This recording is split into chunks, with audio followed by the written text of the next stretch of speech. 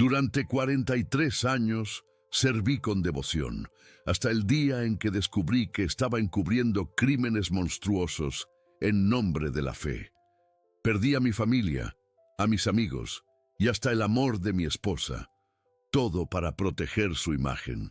Pero lo que voy a revelar hoy es tan impactante que intentaron silenciarme para siempre. Me llamo Esteban Herrera, tengo 62 años y durante 43 de ellos fui uno de los hombres más respetados de la congregación, Esperanza Divina en Valdepeñas. Fui anciano durante 25 años, coordinador del cuerpo de ancianos durante 8 y pionero especial por más de una década. Si me hubieran preguntado hace 5 años qué era lo más importante en mi vida, habría respondido sin dudar que servir a Jehová a través de su organización terrestre. Hoy estoy aquí, sentado en mi pequeña casa que antes rebosaba de visitas de hermanos, escribiendo estas líneas con las manos temblorosas, no de edad, sino de indignación y dolor, para contarles cómo descubrí la verdad más terrible de mi existencia. Durante décadas serví fielmente a una organización que destruye vidas sin el menor remordimiento, y cuando intenté alzar mi voz, me convertí en su enemigo número 1. La historia que van a escuchar no es fácil de contar, queridos hermanos que me escuchan. Durante años guardé silencio pensando que tal vez las cosas cambiarían, que tal vez había malentendido algo, que tal vez era yo quien estaba equivocado. Pero el silencio se volvió cómplice y la complicidad se transformó en culpa. Hoy, a mis 62 años, después de perder a mi esposa Carmen, a mis 3 hijos, a mis nietos, a 43 años de amistades y a toda la vida que conocía, he decidido que mi testimonio puede servir para advertir a otros sobre el infierno que se esconde detrás de esas sonrisas calculadas y esos abrazos condicionados que tanto conocen los que han estado dentro de esta organización. Mi despertar no fue repentino, como les hacen creer que sucede con los apóstatas. No fue que un día me levanté decidido a rebelarme contra Dios o que Satanás me susurró herejías al oído, como nos enseñaban a creer sobre los que cuestionaban. Fue un proceso lento, doloroso, como cuando una herida que creías sanada se infecta poco a poco hasta que ya no puedes ignorar el dolor. Durante años, pequeñas inconsistencias se acumulaban en mi mente como gotas de agua que van llenando un vaso. Una fecha profética que no se cumplía aquí, una doctrina que cambiaba silenciosamente allá, testimonios de hermanos que no encajaban con la imagen perfecta que proyectábamos hacia afuera. Recuerdo vívidamente el momento exacto cuando la primera grieta real apareció en mi fe ciega. Era febrero de 2017, durante una reunión del cuerpo de ancianos en la trastienda del Salón del Reino. Estábamos discutiendo el caso de una hermana joven, Mónica, de apenas 18 años, que había sido víctima de abuso sexual por parte de su padrastro, también anciano, en una congregación vecina. El superintendente de circuito, hermano Rodrigo Mendoza, un hombre de unos 50 años, con esa sonrisa permanente que me daba escalofríos, nos explicaba cómo debíamos manejar la situación para proteger el buen nombre de la organización. Las palabras exactas que salieron de su boca quedaron grabadas en mi memoria como hierro candente. Hermanos, debemos recordar que sin 2 testigos presenciales del acto, no podemos tomar acción judicial interna. Y por supuesto, bajo ninguna circunstancia debemos recomendar a la hermana que acuda a las autoridades seculares. Eso sería mostrar falta de fe en que Jehová resolverá el asunto a su debido tiempo. Cuando pregunté qué pasaría con el presunto abusador, me respondió con esa sonrisa helada: hermano Herrera será transferido discretamente a otra congregación donde pueda tener un nuevo comienzo, lejos de tentaciones y habladurías. Esa noche no pude dormir. Le conté a Carmen lo sucedido, esperando que ella, con su fe sencilla pero profunda, me ayudara a encontrar sentido a aquella decisión. Pero por primera vez en 38 años de matrimonio, vi en sus ojos la misma confusión que sentía yo. Esteban, me dijo con voz quebrada, si nuestra nieta sufriera algo así, ¿estaríamos obligados a callar también? Esa pregunta se clavó en mi corazón como una daga, porque ambos sabíamos la respuesta, y esa respuesta nos aterrorizaba. Los meses siguientes fueron una montaña rusa emocional. Intentaba concentrarme en mis responsabilidades como anciano, preparar discursos edificantes, dirigir comités judicativos, aconsejar matrimonios en crisis, pero cada vez que subía al estrado y hablaba sobre confiar ciegamente en la organización, sentía que las palabras se me atragantaban. Durante mis momentos de estudio personal, comencé a leer la Biblia sin las publicaciones de la Torre del Vigía, algo que no había hecho en décadas, y lo que descubrí me dejó sin aliento. Versículo tras versículo que habíamos usado para justificar nuestra autoridad sobre las vidas de los hermanos, cobraba un significado completamente diferente cuando los leía en su contexto original. Jesús había condenado duramente a los líderes religiosos que ponían cargas pesadas sobre los hombros de sus seguidores. Pablo había advertido sobre hombres que se levantarían dentro de la congregación cristiana hablando cosas perversas para arrastrar a los discípulos tras sí. Juan había escrito que nadie debía ser señor de la fe de otro. Todo estaba ahí, en las páginas sagradas que llevaba leyendo desde niño, pero que nunca había visto realmente porque siempre las había leído con los lentes deformantes de la organización. Fue entonces cuando cometí mi primer error fatal.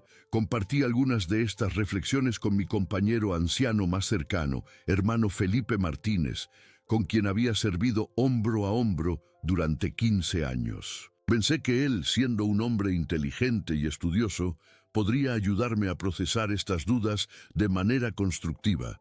¡Qué ingenuo fui!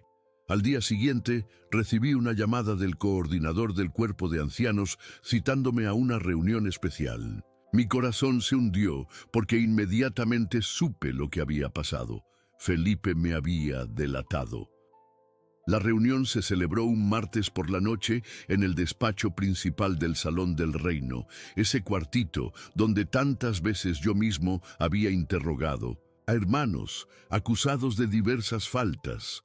Ahora estaba al otro lado de la mesa, frente a 4 pares de ojos que me miraban con una mezcla de decepción y sospecha que me heló la sangre. El coordinador, hermano Antonio Ruiz, un hombre de 68 años que siempre había sido paternal conmigo, comenzó con esa voz suave pero firme que todos los ancianos aprenden a usar.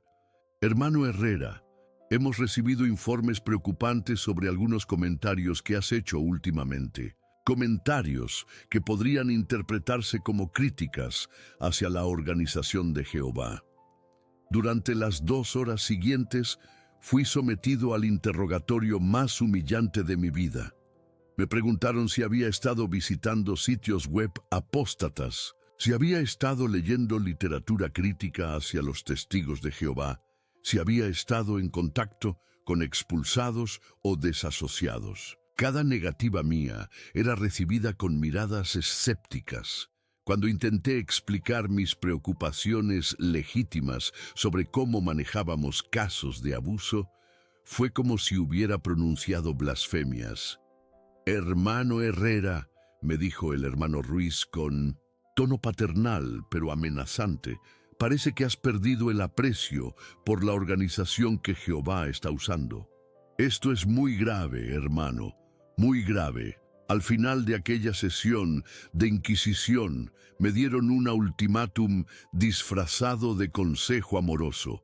Debía demostrar mi arrepentimiento manteniendo un perfil bajo, evitando cualquier comentario que pudiera sembrar dudas en otros hermanos y sometiéndome a un período de observación durante el cual otros ancianos evaluarían mi idoneidad para continuar sirviendo. También me asignaron un programa especial de estudio con publicaciones que reforzaban la importancia de la lealtad organizacional.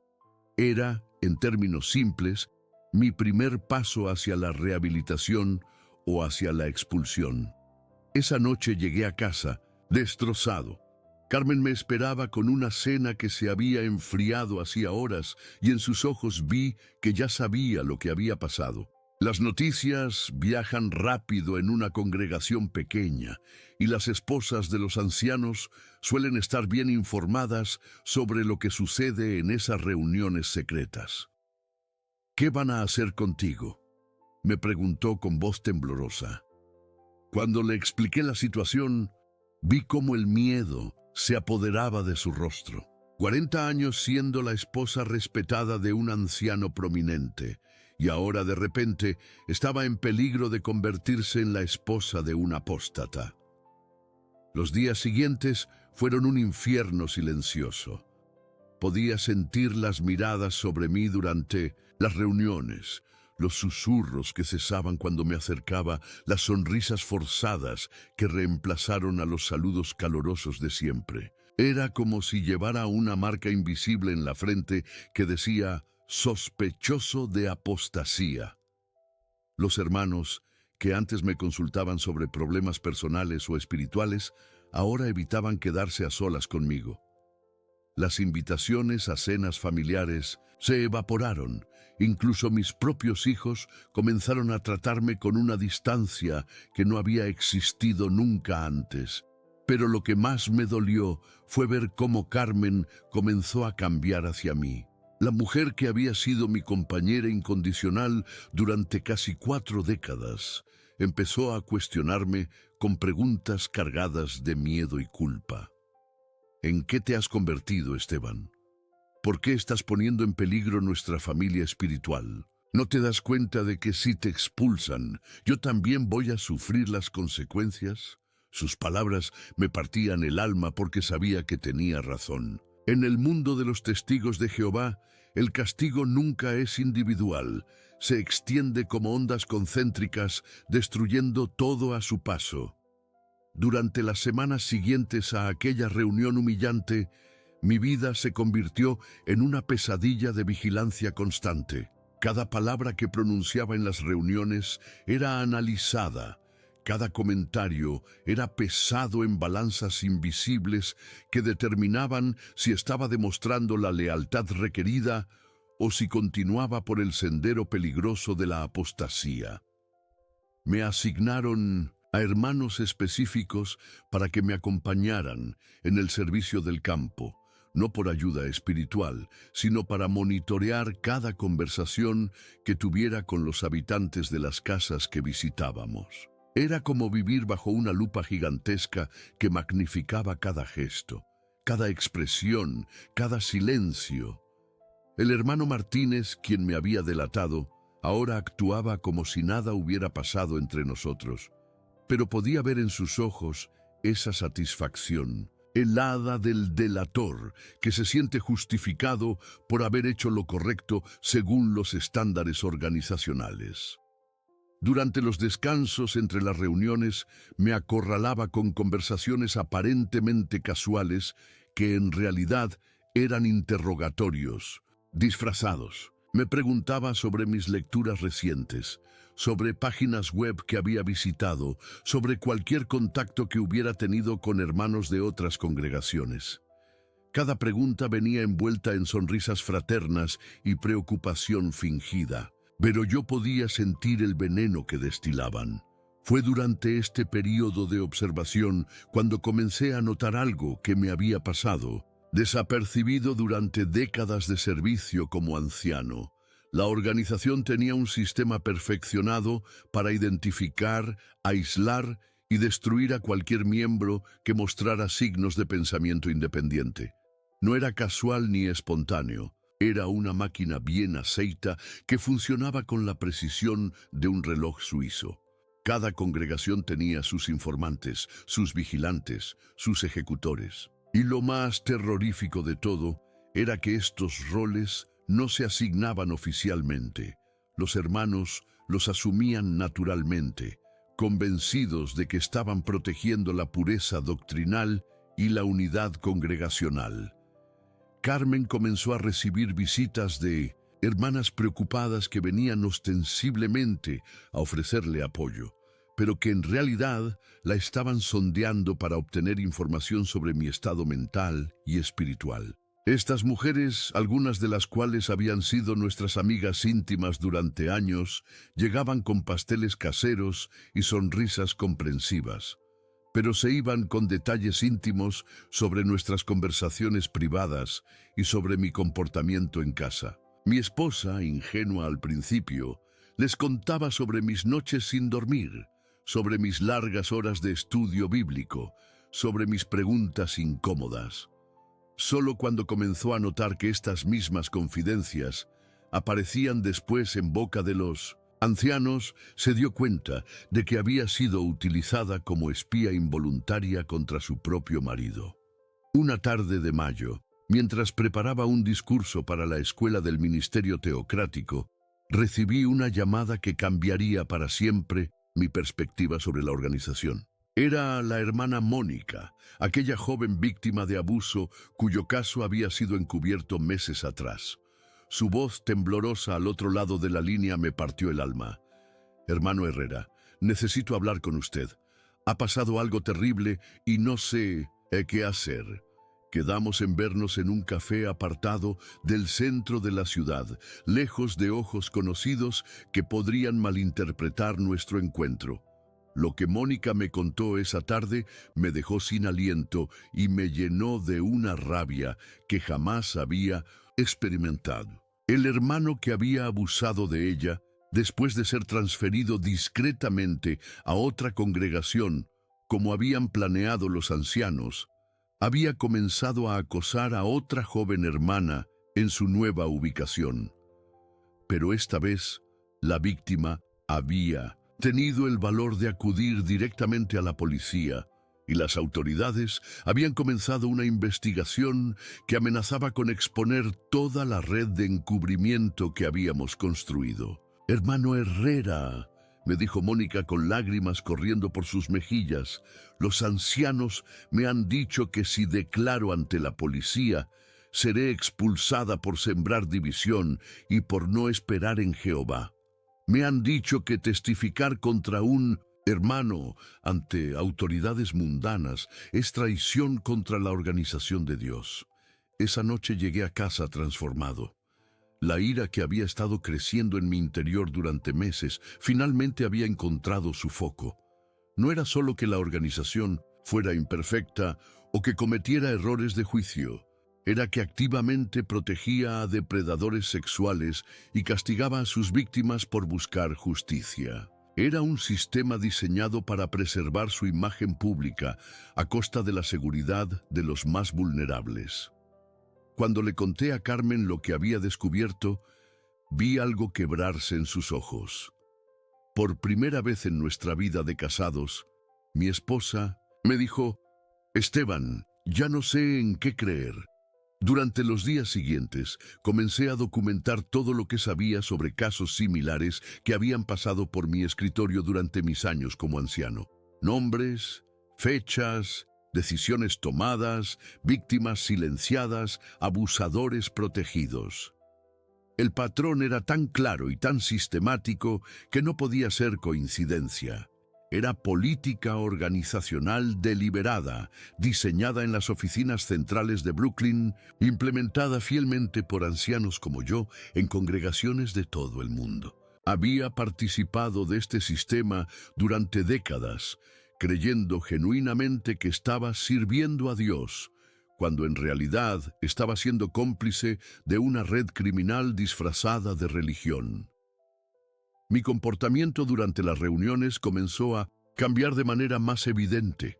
Ya no podía participar con entusiasmo en los cánticos que hablaban de la organización como refugio seguro para los justos.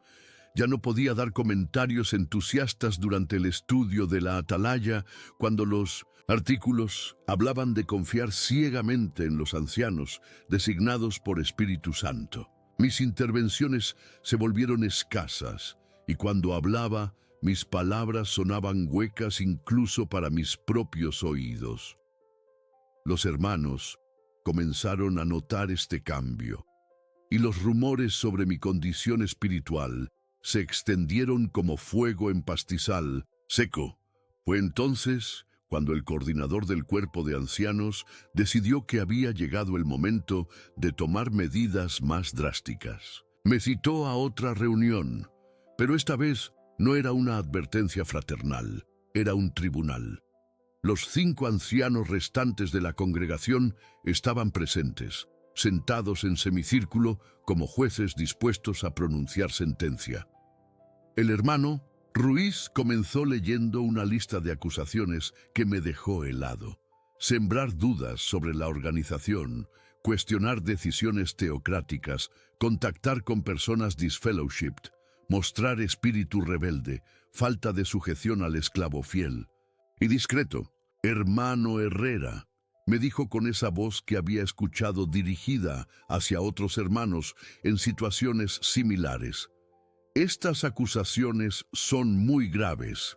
Si son ciertas, constituyen apostasía clara y requerirían tu expulsión inmediata de la congregación. Sin embargo, dado tu largo historial de servicio fiel, estamos dispuestos a darte una oportunidad final de demostrar arrepentimiento genuino. Las condiciones que me pusieron eran humillantes. Debía hacer una declaración pública reconociendo mis errores de actitud, someterme a un programa intensivo de reeducación espiritual con literatura específica, aceptar la supervisión constante de 2 ancianos designados y demostrar durante un año completo que había recuperado el aprecio apropiado por la organización. Salí de esa reunión sabiendo que había llegado a un punto de no retorno. Podía aceptar sus condiciones, humillarme públicamente, renegar de todo lo que había descubierto y continuar viviendo una mentira por el resto de mis días, manteniendo así mi familia y mi posición social intactas. O podía mantener mi integridad y prepararme para perder absolutamente todo lo que había conocido durante 6 décadas de vida.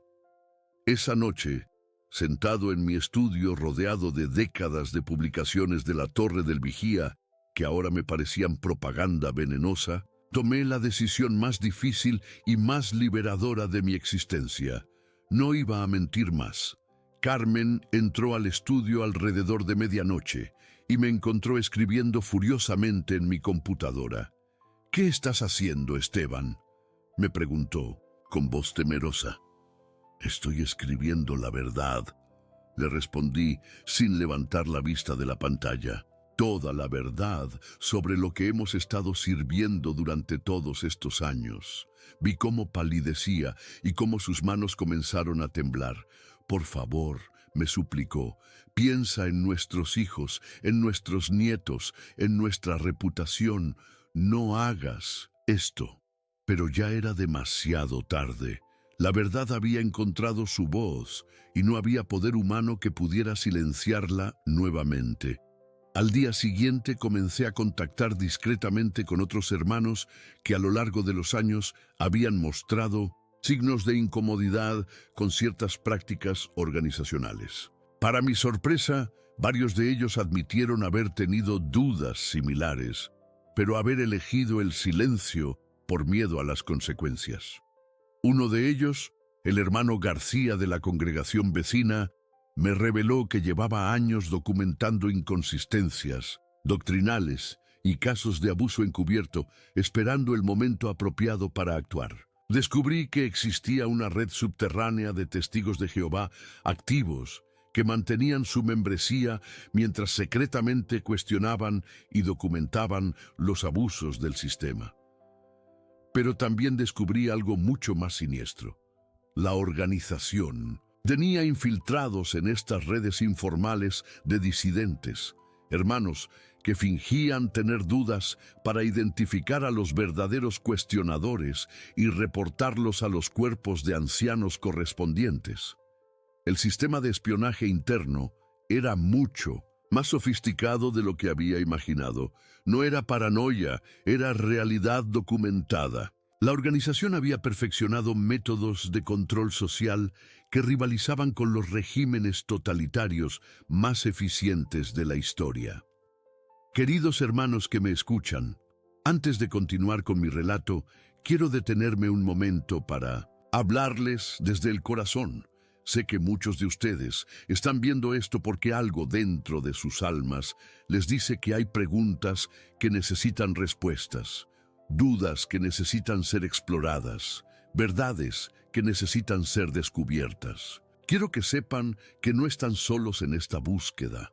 Por favor, no se vayan sin dejar su comentario abajo contándome qué los ha traído hasta aquí, qué preguntas los mantienen despiertos por las noches, qué experiencias los han hecho. Cuestionar lo que siempre dieron por cierto. Sus historias importan, sus dudas son válidas y su búsqueda de la verdad es sagrada. También les pido que se suscriban a este canal. No porque necesite números, sino porque necesitamos crear una comunidad de apoyo para quienes están dispuestos a enfrentar verdades incómodas. Cada suscripción es una voz más que se niega a ser silenciada, una luz más en la oscuridad de la manipulación religiosa. Juntos somos más fuertes que cualquier sistema que trate de controlarnos. La mañana del 22 de junio de 2018 se grabó en mi memoria como el día en que mi mundo se desplomó completamente. Había pasado 3 semanas desde mi última reunión con el Comité Judicial. 3 semanas en las que había mantenido un perfil bajo mientras secretamente continuaba mi investigación sobre los métodos de control organizacional. Esa mañana, mientras Carmen preparaba el desayuno, con esa tensión silenciosa que se había instalado permanentemente en nuestro hogar, sonó el teléfono. Era mi hijo mayor, Alejandro, quien llevaba 2 semanas sin dirigirme la palabra después de que algunos ancianos de su congregación en Madrid le hubieran informado sobre mi situación precaria. Su voz sonaba diferente, más fría, más distante de lo que había sido incluso en nuestros peores momentos familiares. «Papá», me dijo sin preámbulos, «necesito que sepas que he tomado una decisión muy difícil. Los ancianos me han explicado que si continúas por este camino de apostasía, yo voy a tener que cortar todo contacto contigo para proteger mi propia espiritualidad y la de mi familia». Las palabras cayeron sobre mí como martillazos. Mi propio hijo, el niño al que había llevado sobre mis hombros a las asambleas de distrito, al que había enseñado a orar, al que había bautizado personalmente cuando tenía 16 años, me estaba amenazando con el exilio familiar por orden de hombres que ni siquiera lo conocían personalmente. «Alejandro», le dije tratando de mantener la calma, «soy tu padre. Nada de lo que esté cuestionando sobre la organización cambia el amor que siento por ti y por tus hijos». Pero su respuesta me heló la sangre. «Papá, Jehová es mi padre verdadero y la organización es mi madre verdadera. Si tengo que elegir entre ustedes y la verdad, ya sabes cuál va a ser mi elección». Colgó sin despedirse y yo me quedé allí, con el auricular en la mano, entendiendo por primera vez la magnitud del control mental que la organización ejercía sobre las personas que más amaba en este mundo. Carmen había escuchado la conversación desde la cocina y cuando me vio colgar, se acercó con lágrimas en los ojos. «Esteban», me dijo con voz quebrada, «¿te das cuenta de lo que estás haciendo? Estás destruyendo a nuestra familia. Nuestros hijos van a elegir la organización antes que a nosotros y van a tener razón al hacerlo según todo lo que les hemos enseñado». Sus palabras eran como cuchillos porque sabía que tenía razón. Durante décadas habíamos adoctrinado a nuestros hijos con la creencia de que la lealtad a la organización era más importante que cualquier vínculo familiar, y ahora esa doctrina se volvía contra nosotros como un boomerang mortal. Fue ese mismo día cuando decidí hacer algo que sabía que sellaría definitivamente mi destino. Contacté a la hermana Mónica y le propuse que fuéramos juntos a la policía a presentar una denuncia formal contra el abusador y contra los ancianos, que habían encubierto sus crímenes. Su respuesta inicial fue de terror absoluto. «Hermano Herrera», me dijo temblando, «si hacemos eso, nos van a destruir. Van a decir que somos apóstatas vengativas. Van a contar mentiras sobre nosotros. Van a hacer que nuestras familias nos den la espalda». Pero cuando le expliqué que ya habíamos perdido todo lo que teníamos que perder y que nuestra única oportunidad de recuperar nuestra dignidad era enfrentando la verdad públicamente, algo cambió en su mirada. 2 días después, acompañé a Mónica a la comisaría central de Valdepeñas. El inspector que nos atendió, un hombre de unos 40 años llamado Joaquín Morales, nos escuchó con una expresión que iba cambiando de escepticismo inicial a horror creciente conforme íbamos detallando el sistema de encubrimiento que operaba dentro de la organización.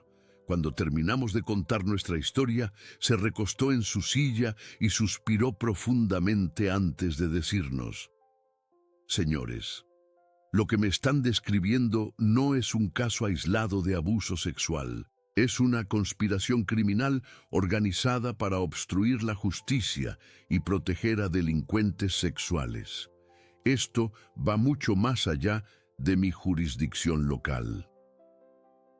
El inspector Morales nos puso en contacto con una unidad especializada de la Guardia Civil que investigaba crímenes organizados, y durante los días siguientes fuimos sometidos a interrogatorios exhaustivos en los que tuvimos que proporcionar nombres, fechas, documentos y cualquier evidencia que pudiéramos ofrecer sobre el funcionamiento interno del sistema de encubrimiento. Para mi sorpresa, descubrí que las autoridades ya habían estado investigando discretamente a la organización durante meses, después de recibir denuncias similares de exmiembros en otras partes del país.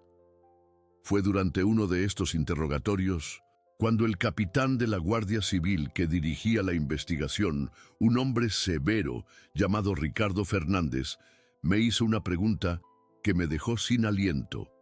«Señor Herrera, según nuestros informes, usted ha sido anciano durante 25 años y ha participado en decenas de comités judicativos. ¿Cuántos casos de abuso sexual de menores ha ayudado a encubrir durante ese tiempo?» La pregunta me golpeó como un puñetazo en el estómago porque me obligó a enfrentar una verdad que había estado evitando.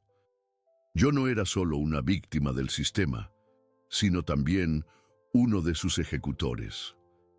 Esa noche regresé a casa destrozado, no solo por la persecución que sabía que se avecinaba, sino por la comprensión terrible de que durante décadas había sido cómplice de crímenes que ahora me horrorizaban. Carmen me encontró sentado en mi estudio, llorando como no había llorado desde la muerte de mi padre 30 años atrás. «¿Qué pasa, Esteban?», me preguntó sentándose a mi lado.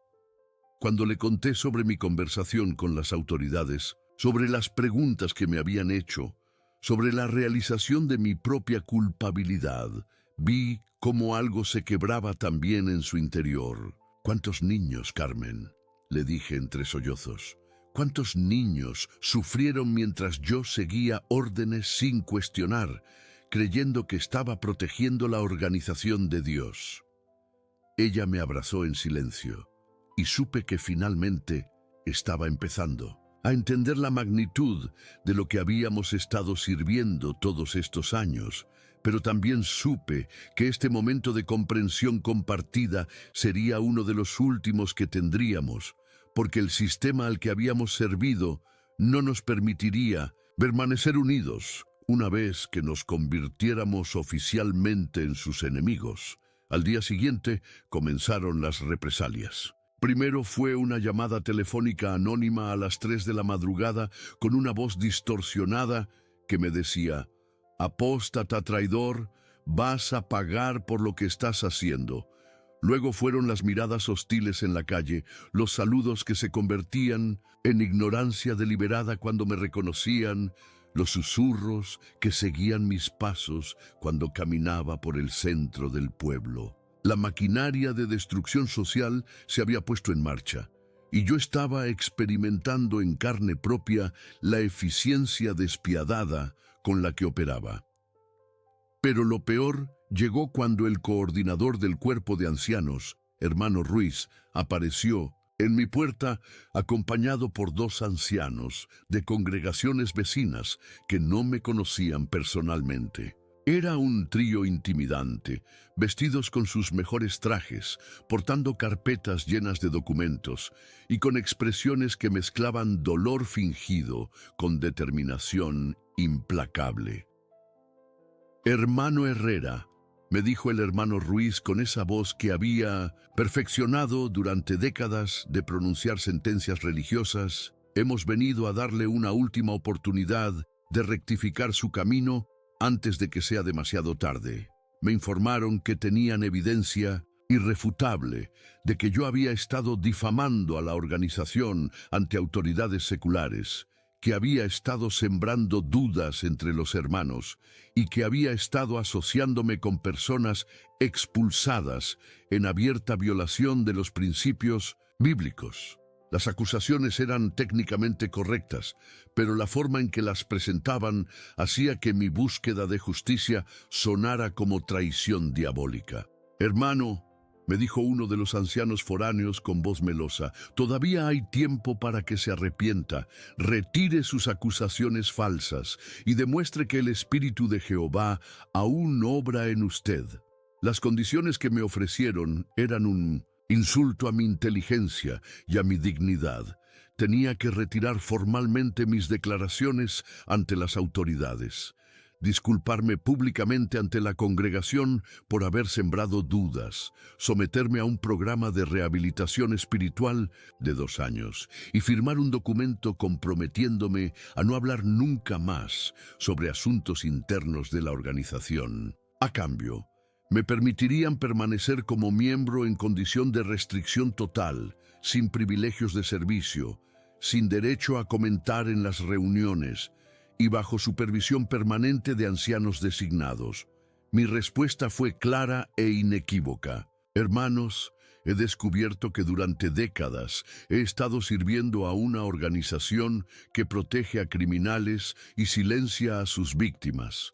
No voy a retirar ni una palabra de lo que he dicho a las autoridades, porque todo es verdad. Si eso significa que van a expulsarme, que así sea. Prefiero ser expulsado por decir la verdad que permanecer dentro mintiendo». El silencio que siguió a mis palabras fue tan denso que podría haberse cortado con un cuchillo. Los 3 hombres se miraron entre sí con esa mirada que conocía bien. Acababan de recibir la confirmación definitiva de que estaban tratando con un apóstata irremediable. El hermano Ruiz cerró su carpeta con un ruido seco que sonó como el cierre de un ataúd. «Hermano Herrera», me dijo levantándose, «usted ha sellado su propio destino. Será citado a una audiencia judicial final donde se determinará su expulsión permanente de la congregación cristiana. Que Jehová tenga misericordia de su alma, rebelde». Salieron de mi casa como vinieron, en silencio ceremonial, pero dejaron tras ellos una sensación de amenaza que impregnó cada rincón de mi hogar. Esa noche, Carmen y yo tuvimos la conversación más dolorosa de nuestro matrimonio. Me dijo que había estado pensando mucho sobre todo lo que había pasado y que había tomado una decisión que sabía que me destrozaría. Cuando me expulsaran oficialmente, ella iba a quedarse en la organización y acatar la regla de no tener contacto conmigo. «Esteban», me dijo llorando, Amo a nuestros hijos y a nuestros nietos más de lo que te amo a ti. Si me voy contigo, los pierdo también a ellos. No puedo hacer ese sacrificio. Sus palabras fueron la confirmación final de que el sistema había ganado. Habían logrado convertir a la mujer que había amado durante 40 años en una extraña que elegía la obediencia ciega por encima del amor incondicional. Los siguientes 15 días fueron como vivir en una película de terror psicológico donde cada día traía una nueva forma de tortura emocional diseñada para quebrar mi resistencia. La organización había activado lo que yo ahora entendía que era su protocolo estándar para tratar con apóstatas. Una campaña sistemática de aislamiento social, intimidación psicológica y destrucción de reputación que rivalizaba con las técnicas más refinadas de guerra psicológica. El objetivo no era solo expulsarme, era asegurarse de que mi caída fuera tan espectacular y humillante que sirviera como advertencia para cualquier otro hermano que tuviera la tentación de cuestionar el sistema. La primera fase de esta campaña consistió en cortar todos mis vínculos profesionales y económicos. Trabajaba como contable independiente y durante 2 décadas había construido una clientela sólida compuesta principalmente por hermanos de diversas congregaciones de la región que confiaban en mí por mi reputación de honestidad y competencia. En menos de una semana, recibí llamadas de 6 clientes importantes cancelando sus contratos conmigo. Todos usaron excusas diferentes. Algunos dijeron que habían decidido llevar sus cuentas internamente, otros que habían encontrado servicios más económicos, pero el patrón era demasiado evidente para ser coincidencia. El hermano Torres, dueño de una empresa de construcción que había sido mi cliente durante 12 años, fue más honesto que los demás cuando lo llamé para preguntarle directamente qué estaba pasando. Esteban, me dijo con voz incómoda, me han dicho que estás teniendo problemas espirituales serios, que estás cuestionando a la organización y causando divisiones. No puedo arriesgar mi reputación en la comunidad asociándome contigo en estos momentos. Espero que entiendas que es solo negocios, nada personal. Pero ambos sabíamos que era completamente personal y que la organización había logrado convertir mi búsqueda de justicia en una marca de muerte comercial.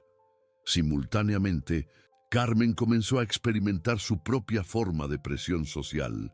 Las hermanas que habían sido sus amigas íntimas durante décadas empezaron a tratarla con una frialdad calculada que la destruía emocionalmente día tras día.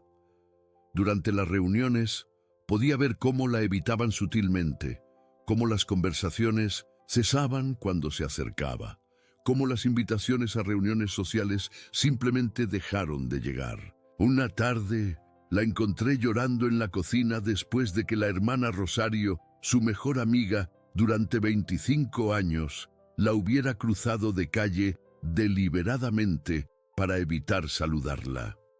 Esteban, me dijo entre sollozos, ¿te das cuenta de que me están castigando por algo que tú has hecho? Yo no he cuestionado nada, yo no he hablado con ninguna autoridad, yo no he sembrado dudas, pero me están tratando como si fuera una leprosa porque soy tu esposa. Sus palabras eran como dagas porque sabía que tenía razón. En el sistema de los testigos de Jehová, la culpabilidad se extiende por asociación, y las familias de los apóstatas sufren consecuencias sociales graves, incluso cuando no han participado directamente en las actividades consideradas rebeldes. Pero la presión sobre Carmen no se limitaba al aislamiento social. Los ancianos comenzaron a visitarla regularmente con el pretexto de ofrecerle apoyo espiritual, pero en realidad la estaban sometiendo a un interrogatorio constante sobre mis actividades, mis contactos, mis lecturas, mis conversaciones telefónicas. Le preguntaban si yo había intentado sembrar dudas en ella, si había criticado a la organización en privado, si había mostrado señales de arrepentimiento o si por el contrario parecía endurecido en mi apostasía. Cada visita la dejaba más angustiada y más convencida de que su única salvación estaba en distanciarse de mí públicamente. El golpe más devastador llegó cuando nuestro hijo menor, Miguel, que vivía con su familia en Sevilla y había mantenido un silencio tenso durante semanas, finalmente me llamó para comunicarme una decisión que me destrozó el alma. «Papá», me dijo con voz fría que no reconocí, «los ancianos de mi congregación me han explicado cuál es mi obligación bíblica en esta situación. A partir de mañana, mis hijos no podrán tener contacto contigo. No podrás ver a tus nietos, no podrás hablar con ellos, no podrás enviarles regalos. Para nosotros, tú estarás muerto hasta que demuestres arrepentimiento genuino y seas reinstaurado en la congregación». La palabra muerto resonó en mi cabeza durante horas después de colgar el teléfono. Mi propio hijo había pronunciado mi sentencia de muerte social siguiendo instrucciones de hombres que nunca habían cambiado un pañal a sus bebés, que nunca los habían consolado durante pesadillas nocturnas, que nunca habían enseñado a caminar a sus primeros pasos. El poder de la organización para convertir el amor paternal en obediencia ciega me aterrorizó más que cualquier amenaza personal que pudieran hacerme a mí directamente. Durante este periodo de presión creciente, recibí una llamada inesperada que cambió mi perspectiva sobre mi situación. Era un periodista de investigación de Madrid llamado Carlos Mendoza, quien estaba preparando un reportaje sobre abusos sexuales encubiertos en organizaciones religiosas. Había obtenido mi contacto a través de las autoridades que estaban investigando el caso y quería entrevistarme para su investigación. «Señor Herrera», me dijo, «lo que usted está viviendo no es único. Hemos documentado casos similares en toda España. Y creemos que es importante que la opinión pública conozca estos métodos de intimidación y control». La perspectiva de hacer pública mi historia me aterrorizó inicialmente, porque sabía que cruzar esa línea significaría quemar cualquier puente que pudiera quedar para una eventual reconciliación con mi familia. Pero también me dio esperanza, porque por primera vez desde que había comenzado esta pesadilla, alguien del mundo exterior me estaba diciendo que mi experiencia tenía valor y que mi testimonio podría ayudar a proteger a otras familias de sufrir lo mismo que estaba sufriendo la mía. Decidí encontrarme con el periodista en secreto, en un restaurante apartado donde no sería reconocido por ningún hermano. Durante 3 horas le conté mi historia completa, desde mis primeras dudas hasta mi decisión de cooperar con las autoridades. Él tomaba notas furiosamente y me hacía preguntas que demostraban un conocimiento profundo sobre el funcionamiento interno de la organización. Al final de la entrevista me dijo algo que nunca olvidaré. «Señor Herrera, usted no está loco, no está siendo dramático y no está exagerando. Lo que me ha descrito es un patrón que hemos visto repetirse en docenas de casos. Esta organización usa técnicas de control mental que están documentadas en la literatura académica sobre sectas destructivas». Esa noche regresé a casa con una mezcla de terror y liberación.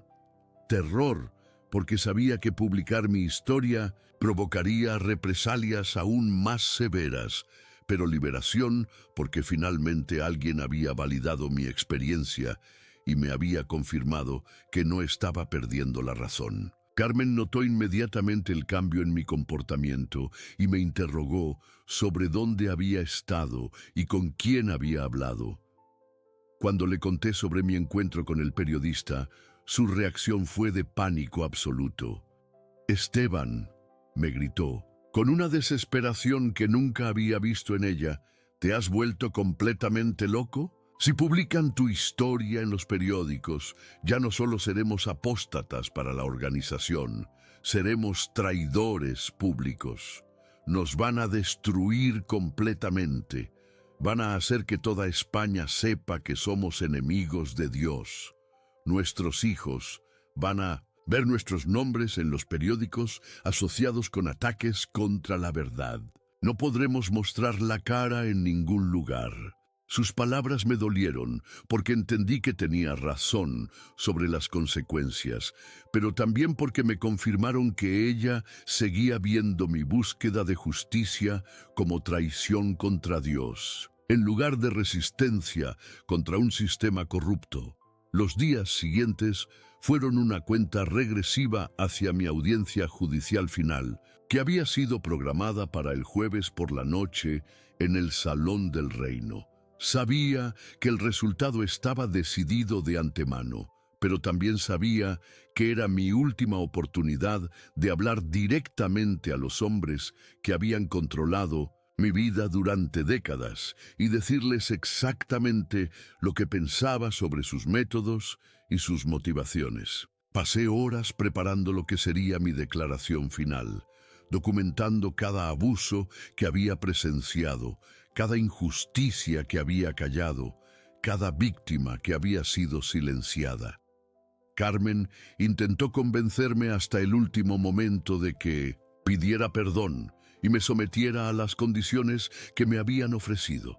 Me suplicó que pensara en nuestros nietos, que nunca podrían conocer a su abuelo si yo continuaba por este camino. Me recordó los 40 años que llevábamos juntos, todos los planes que habíamos hecho para nuestros años dorados, todos los sueños que se estaban desmoronando por mi terquedad.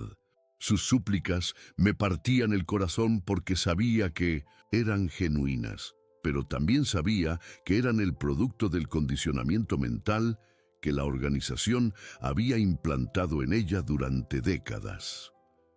La noche antes de mi audiencia judicial, tuve una conversación telefónica con la hermana Mónica, que me fortaleció para lo que estaba por venir. Ella me contó que, a pesar de las amenazas y la presión que había recibido, había decidido mantener su denuncia ante las autoridades y testificar públicamente sobre su experiencia si era necesario.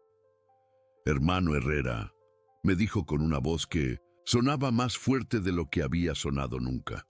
Usted me enseñó que algunas batallas vale la pena pelearlas, aunque las perdamos. Esta es una de esas batallas. Si callamos ahora, otros niños van a sufrir lo que yo sufrí. Sus palabras me recordaron por qué había comenzado esta lucha en primer lugar. No era solo por mi propia liberación o por mi propia conciencia. Era por todas las víctimas que habían sido silenciadas, por todos los niños que estaban siendo abusados mientras hablábamos, por todas las familias que estaban siendo destruidas, por un sistema que se alimentaba del miedo y la obediencia ciega. Con esa perspectiva clara en mi mente, me dirigí a mi audiencia judicial final, sabiendo que estaba a punto de pronunciar las palabras que cambiarían mi vida para siempre. El jueves 7 de julio de 2018, a las 8 de la noche, caminé hacia el Salón del Reino Esperanza Divina por última vez como miembro de los Testigos de Jehová. Carmen se había negado a acompañarme, diciéndome que no podía ser testigo de mi propia destrucción espiritual. Las calles familiares de Valdepeñas parecían diferentes esa noche, como si las estuviera viendo a través de los ojos de un condenado camino al patíbulo. Cada paso me acercaba no solo a mi expulsión oficial, sino al punto de no retorno en una guerra que había comenzado con una simple pregunta sobre justicia y que ahora había crecido hasta convertirse en una batalla por mi alma. El Salón del Reino estaba inusualmente lleno para una reunión de comité judicial. Normalmente estas audiencias se realizaban en privado, pero evidentemente los ancianos habían decidido que mi caso serviría como ejemplo público para disuadir a otros hermanos de seguir mi camino.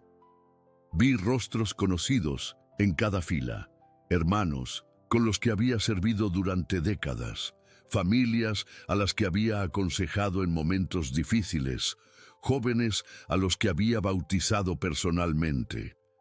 Todos me miraban con esa mezcla de curiosidad mórbida y horror religioso que reservamos para los caídos en desgracia.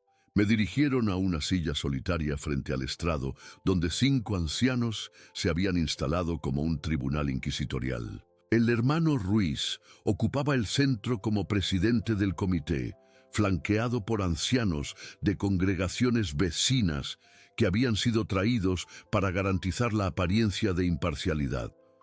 Sus rostros mostraban esa expresión de tristeza calculada que habían perfeccionado para estas ocasiones, pero sus ojos brillaban con la satisfacción de quienes están a punto de ejecutar una sentencia largamente esperada. «Hermano Esteban Herrera», comenzó el hermano Ruiz con voz solemne, «está usted aquí esta noche acusado de apostasía contra la organización de Jehová, de sembrar dudas entre los hermanos fieles, de colaborar con autoridades mundanas contra los intereses teocráticos y de mostrar un espíritu rebelde incorregible. Estas son las acusaciones más graves que pueden presentarse contra un cristiano y requieren evidencia clara e irrefutable». Durante los siguientes 20 minutos, procedieron a presentar su caso contra mí con la minuciosidad de fiscales experimentados. Leyeron transcripciones de mis conversaciones con otros hermanos donde había expresado dudas sobre políticas organizacionales. Citaron testimonios de ancianos que afirmaban haberme escuchado criticar decisiones del cuerpo gobernante. Presentaron evidencia de mis contactos con autoridades civiles y con personas expulsadas. Cada pieza de evidencia había sido cuidadosamente documentada y presentada de manera que mi búsqueda de justicia sonara como una conspiración diabólica contra el pueblo escogido de Dios. Cuando finalmente me dieron la oportunidad de responder, me puse de pie y miré directamente a los ojos de cada uno de esos hombres que durante décadas habían sido mis compañeros de servicio. «Hermanos», comencé con voz clara y firme, «las acusaciones que han presentado contra mí son técnicamente correctas, pero sus interpretaciones son completamente falsas. Sí, he cuestionado políticas organizacionales, pero solo cuando esas políticas protegen a abusadores de niños. Sí, he sembrado dudas, pero solo sobre prácticas que contradicen los principios de justicia y misericordia que Jesús enseñó. Sí, he colaborado con autoridades civiles, pero solo para proteger a víctimas inocentes que esta organización ha abandonado».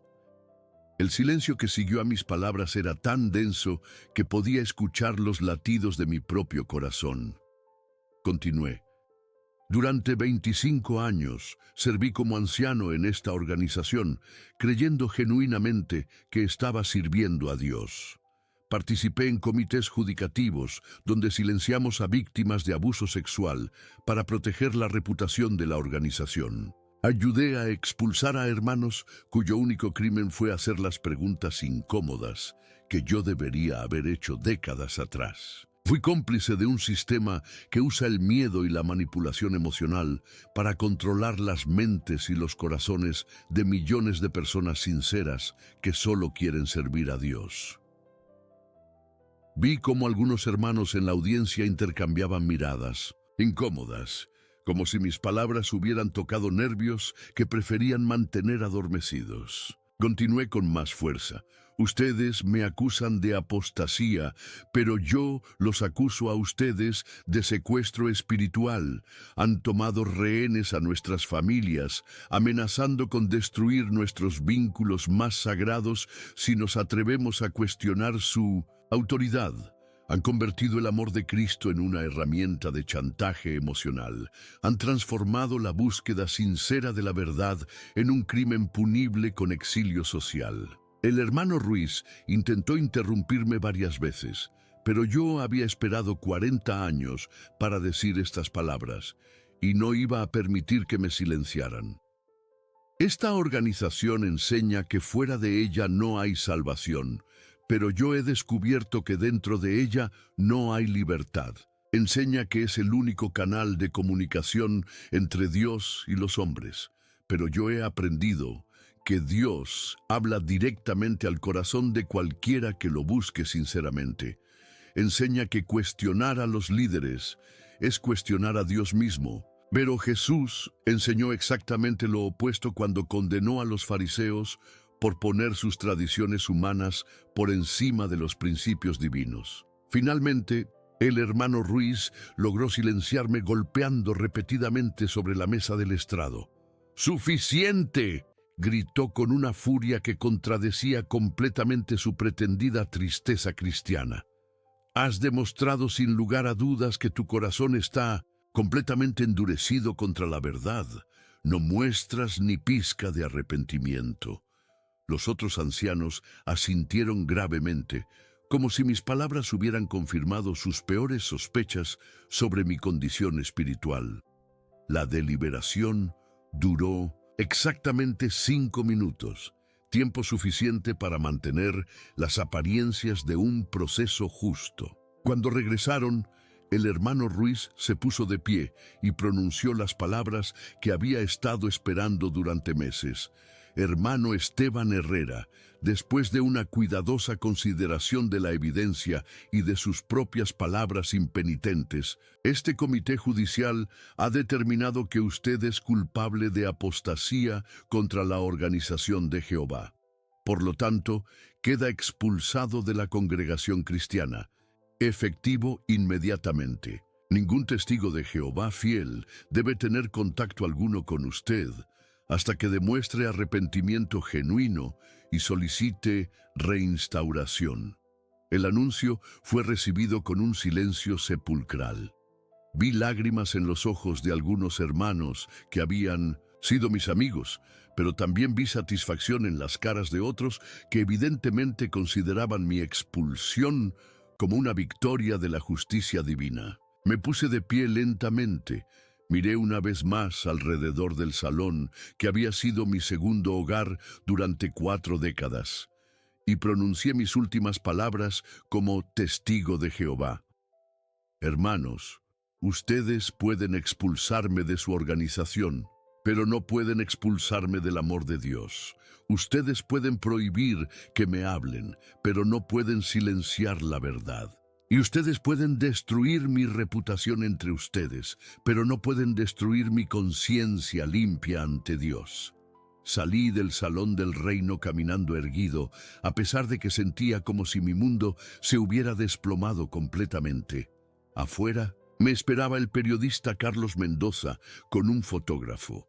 Y esa misma noche mi historia apareció en la edición digital de varios periódicos nacionales bajo el titular: Ex anciano de los Testigos de Jehová denuncia encubrimiento sistemático de abusos sexuales. La publicación de mi testimonio desató una tormenta mediática que superó mis expectativas más extremas. Durante las semanas siguientes recibí cientos de llamadas y mensajes de ex testigos de Jehová de toda España y otros países que me contaron historias similares a la mía.